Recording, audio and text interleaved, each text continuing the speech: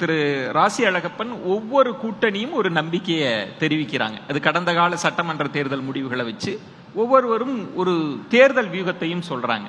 இதுல குறிப்பா திரு விஜயினுடைய வருகை அவர் என்ன தாக்கத்தை ஏற்படுத்த போறாருன்ற கேள்வியும் இருக்கு. அதனாலதான் இந்த பலமுனை போட்டியை நம்ம பிரதானமா எடுத்திருக்கிறோம். 2026 எப்படி இருக்கும்னு நினைக்கிறீங்க? உலகமெங்கும் இந்த நிகழ்வை பார்த்து கொண்டிருக்கிற மக்களின் மனசாட்சியாக எல்லா அரசியல்வாதிகளும் 3 சுற்றில் முதன்மையாக வந்து மக்களோட உரையாடி ஏற்பாடு மக்களின் மனசாட்சியா கடைசியில தேர்தல் வந்தால் வாக்களிப்போம் என்று காத்திருக்கிற மக்களின் பார்வையாளனாக நாங்கள் வந்திருக்கேன். ஒரு செய்தி, காமராஜரை தவிர்த்து தமிழகத்தில் அரிதாரம் பூசியவர்கள் மட்டும்தான் மக்கள் மனங்களை ஆண்டு கொண்டிருக்கிறார்கள், இன்னும் ஆண்டு கொண்டிருக்கிறார்கள். நீங்க தவிர்க்க முடியாது.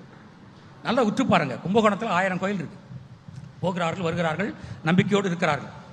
ஆனால் தேர்தல் என்று வந்தால் அவர்கள் அரிதாரத்தை நம்பினாலும் நம்புவோம், அவதாரங்களை நம்ப மாட்டோம் என்று புறக்கணிக்கிறார்கள். தேசிய கட்சிகளை புறக்கணித்து திராவிட கட்சிகளை ஏற்றுக்கொண்டிருக்கிறார்கள். இதுதான் நம்முடைய மண்ணினுடைய மகத்துவம். நான் என்ன சொல்ல வரேன்னா, இந்த தமிழகத்தில் அரசியல் அமைப்பு என்பதே திரைத்துறையின் மூலமாக மக்களின் மனசாட்சியாக மக்களிடம் பேச முற்படுகிற கலைஞர்களின் மூலமாகத்தான் துவங்கியது. இவங்கெல்லாம் கொள்கை மாறுபாடுன்னு சொல்றாங்க, ஒன்றுன்னு சொல்றாங்க. எனக்கு ஆச்சரியமா இருக்கு, வேங்கை வாசலம் கள்ளக்குறிஞ்சி இடிக்குது, மற்றெல்லாம் ஒண்ணுதான். எல்லா சமயத்திலும் ஒன்றாக இருக்கிறார்கள். ஆனால் மக்களினுடைய பிரச்சனைகளை பேச வருகிற போது தேர்தல் சமயத்தில் தான் ஒன்றாக இருக்கிற ஒழிய முடிந்த பிற்பாடு ஒன்றாக இல்லை. இதுதான் என்னுடைய கவலை, இதுதான் கவலை. அது எந்த அரசியல் கட்சியாக இருந்தாலும் சரி, மறந்துடுறாங்க.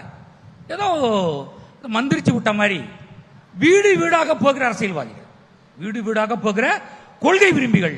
ஆனால் தேர்தலுக்கு பிற்பாடு நாங்கள் இதை செய்து விட்டோம், நான் யாரையும் குறை சொல்லல, அதை செய்து விட்டோம் என்று சொல்கிறார்கள்.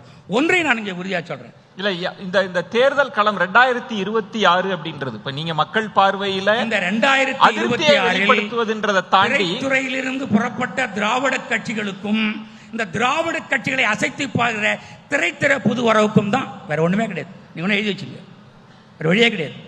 பெரியார் சொன்னதை பேரறிஞர் அண்ணாவும் முத்தமிழறிஞர் கலைஞரும் புரட்சித் தலைவர் எம்ஜிஆரும் செய்து காட்டினார்கள். அவங்க தான் 50 வருஷம் வாழ்ந்தார், அவர்கள் தான் செய்கிறார்கள். 1000 பணக்கு இருக்கட்டும், அவர்கள் தான் வரப்பிலே நடந்தவனை, சலவை செய்தவனை, மூட்டை தூக்கியவனை, வாழ்க்கையில் ஒன்றுமே இல்லாதவன் என்று சொன்னவர்களை கை தூக்கி அழைத்து 50 ஆண்டு காலம் உயர்த்திருக்கிறார்கள். நான் அது மாதிரி சாட்சி தான். நானும் ஒரு கிராமத்திலிருந்து பட்டினியும் பசி மறந்து வந்தவன் தான். ஆனால் ஒன்றை மறந்து விடாதீர்கள், திரைத்துறையிலிருந்து புறப்பட்டவர்கள் மட்டும்தான் தமிழகத்தில் ஆள்கிற இடத்தில் இருக்கிறார்கள்.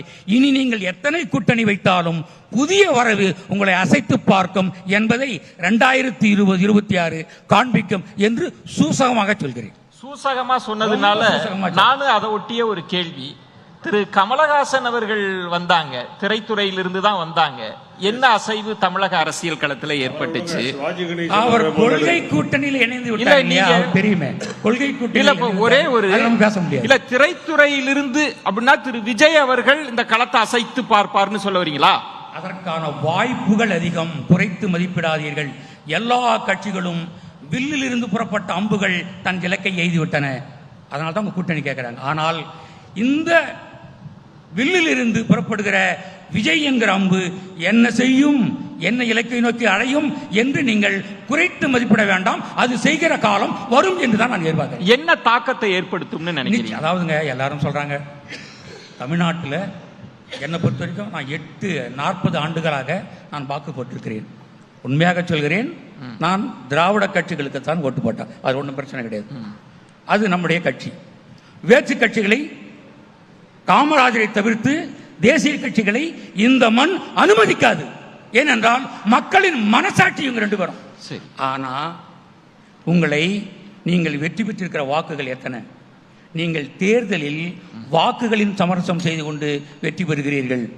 ஆனால் அந்த 4-5% அசைத்து பார்க்கிற ஒரு மிகப்பெரிய அம்பாக விஜய் வருவார் என்பதில் கொஞ்சம் கூட தயக்கம் இல்லை. பாருங்க, யாரை அசைத்து பார்க்க போகிறார்ன்றதுதான் முக்கியமான கேள்வி. நம்ம பேச வேண்டி இருக்கிறது. முதல் சுற்றை எல்லாரும் மிக சிறப்பாகவே இந்த அரங்கத்தில் பதிவு செஞ்சிருக்கிறாங்க. ஒரு பலத்த கரவொலிகள், பாராட்டுகள் அவங்களுக்கு தெரிவிக்கலாம்.